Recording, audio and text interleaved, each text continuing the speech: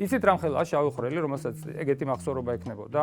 უკვე აღარ არის ხელოვნური ინტელექტი. არა, ეს არის დრამატულად განსხვავებული. ეს არის ჩვენი სწორი. ყველა სიახლის მიმართ რელიგია იყო ყოველთვის სკეპტიკული. სულ ყველაფერს თავი დავანებოთ, ბოლოს მზე დამთავრებს არის ცხოვრება. არა, ცხოვრებას სანამ დაამთავრებს ჩვენ გადაყოლაფავს, იმიტომ რომ ის გაფართოვდება და დედამიწის ორბიტას ჩაითრებს ყველა ვარიანტში. ეს გამოთვლილია.